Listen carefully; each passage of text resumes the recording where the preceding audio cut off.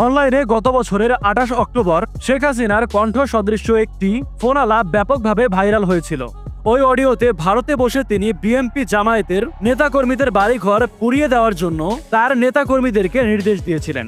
সেই সঙ্গে তিনি ২২৭ জনকে লাইসেন্স পেয়ে গেছেন বলে এক ভয়ঙ্কর দাবি করেন, যা নিয়ে সামাজিক যোগাযোগ মাধ্যমে আলোড়ন তৈরি হয়েছিল।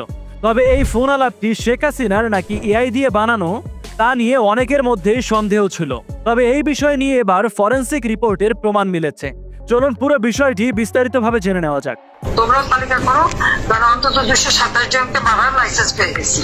তোমরাও তালিকা করো, অন্তত 227 জনকে লাইসেন্স পেয়ে গেছি, এমনটাই বলতে শোনা যায় শেখ হাসিনাকে। ছাত্র জনতার গণ অভ্যুত্থানে গত বছরের 5 আগস্ট দেশ ছেড়ে ভারতে পালিয়ে যান সাবেক প্রধানমন্ত্রী শেখ হাসিনা। এরপর থেকেই তিনি ওই দেশটিতে অবস্থান করছেন। সেখানে থেকেই তিনি দেশে নেতাকর্মীদের সঙ্গে নিয়মিত ফোনে যোগাযোগ করছেন। তার কথোপকথনের কিছু অডিও ইতোমধ্যেই সোশ্যাল মিডিয়াতে ভাইরাল হয়েছে।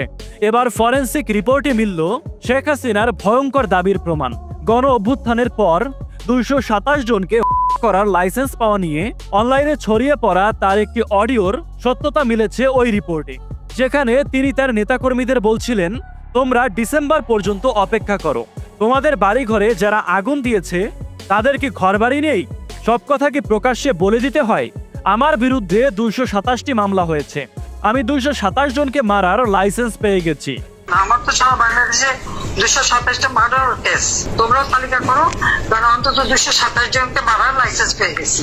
শেখ হাসিনা ওই ফোন আলাপে বলেন, এক মামলায় যেই শাস্তি 100-200 মামলায়ও একই শাস্তি, তাই না? ঠিক আছে, আমি সেই শাস্তিই নেব, তার আগে 100-200 হিসাব করে নেব। এটা যেন মাথায় থাকে। এবার একবার আসতে পারলে কেউই পালাইতে পারবে না। ফোন কলের অপর প্রান্তের কণ্ঠটি গোবিন্দগঞ্জের সাবেক ছাত্রলীগ সভাপতি ও উপজেলা চেয়ারম্যান শাকিল আলম বুলবুলের বলে জানা গেছে। উনি গাইবান্ধার গোবিন্দগঞ্জ উপজেলা পরিষদের সাবেক চেয়ারম্যান ছিলেন। ওই ফোন আলাপে শেখ হাসিনা আরো বলেন, যারা এখন বেশি বেশি বাড়াবাড়ি করছে বেশি দিন ভালো থাকবে না তারা। দেখো ডিসেম্বর পর্যন্ত ওই শত্রুরা টেকে কিনা, কাউকেই পালাইতে দেওয়া হবে না। যে কয়টা নাফরমানি করছে তাদের একটার হাতেও অস্ত্র থাকবে না।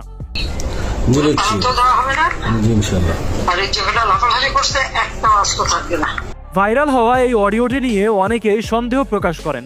তারা বলেন এই সকল অডিও শেখ হাসিনার নয়, বরং এগুলো এআই দিয়ে বানানো হয়েছে। তাই অডিওর এই বক্তব্যটি ফরেনসিক বিশ্লেষণে পাঠানো হয়েছিল এবং সেখান থেকে এই অডিও ফাইলটি শেখ হাসিনার কণ্ঠ হিসেবেই প্রমাণ মিলেছে, এমনটি জানিয়েছে আন্তর্জাতিক অপরাধ ট্রাইব্যুনালের তদন্ত সংস্থা। বুধবার এই বিষয়টি নিশ্চিত করেছেন ট্রাইব্যুনালের চিফ প্রসিকিউটর তাইজুল ইসলাম। সিআইডি মতামত দেয় যে এই কথোপকথনটি শেখ হাসিনা এবং শাকিল আহমেদের মধ্যেই হয়েছে। তিনি বলেন, সিআইডি মতামত দেয় এই কথোপকথনটি শেখ হাসিনার এবং শাকিল আহমেদের মধ্যেই হয়েছে। এটা বানানো কোনো কনভারসেশন নয় এবং এটা কোনোভাবেই এআই জেনারেটেড নয়। তাইজুল ইসলাম আরও বলেন, অনলাইনে ছড়িয়ে পড়া একটি অডিওতে একজনকে বলতে শোনা যায়, আমার বিরুদ্ধে 227টি মামলা হয়েছে, তাই আমি 227 জনকে মারার লাইসেন্স পেয়ে গেছি। তদন্ত সংস্থা এই অডিওর ফরেনসিক পরীক্ষা করে তা শেখ হাসিনার বলে নিশ্চিত করেছে। এই বক্তব্যের পরিপ্রেক্ষিতে আন্তর্জাতিক অপরাধ ট্রাইব্যুনালের বিচার কাজে হস্তক্ষেপ এবং হুমকি দেওয়ার অভিযোগ এনে শেখ হাসিনার বিরুদ্ধে আদালত অবমাননার অভিযোগ দাখিল করা হয়েছে। তো বিষয়টি পুরোপুরি ক্লিয়ার, এই কথোপকথনটি 100% শেখ হাসিনার। তো একবার চিন্তা করে দেখুন, একটা মানুষ কি ধরনের মনোমানসিকতার হলে 200-250 মানুষকে হত্যা করে একজন মানুষকে হত্যার বিচার ভোগ করতে চায়। তার এই বক্তব্য নিয়ে আপনার কোনো মন্তব্য থাকলে কমেন্টে লিখে জানাতে পারেন।